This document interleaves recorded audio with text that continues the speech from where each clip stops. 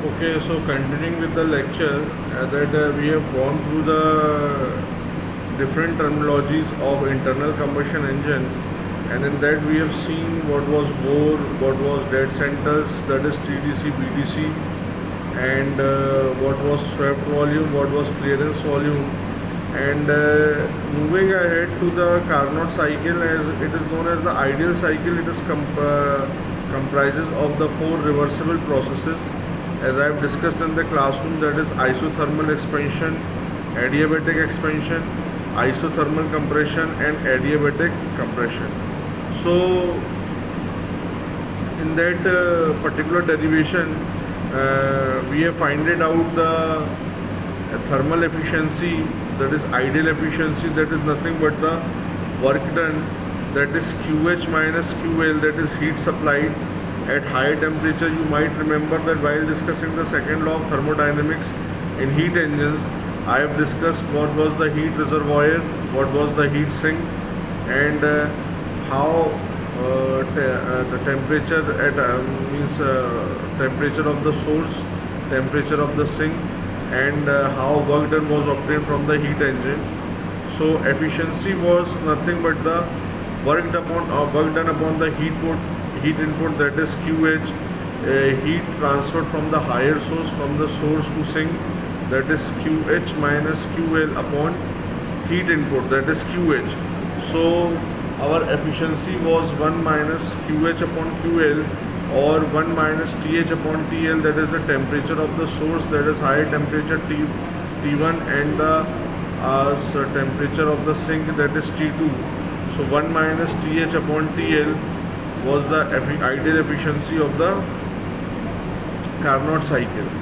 So moving ahead to the working of the Otto cycle, so in the books you will see the PV diagram of the Otto cycle, and it was in 1862 that the German engineer Nicholas A. Otto developed the working cycle known as the Otto cycle, named after him.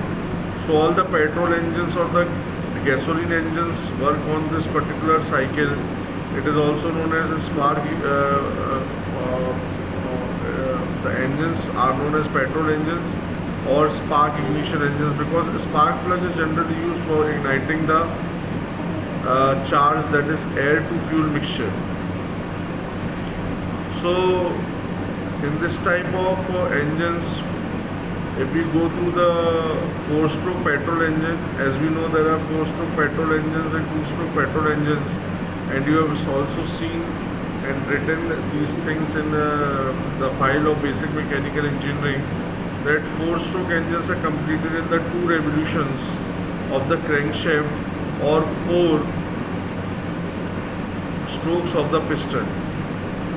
So 4 strokes, that are your suction, compression, power, and exhaust strokes, and the cycle, that is Otto cycle, is based on the constant volume.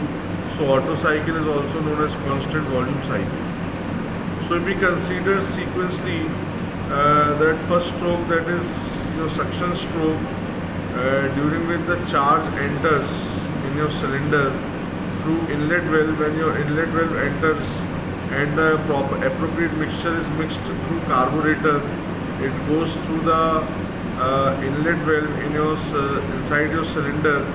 So the stroke is known as the suction stroke, and in this stroke the inlet valve opens.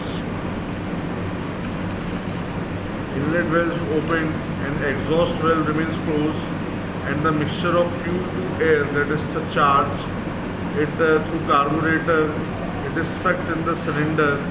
This is continued till the piston reaches the BDC. It takes 180 degree of the crankshaft from position 1 to 2 and half revolution of the crank.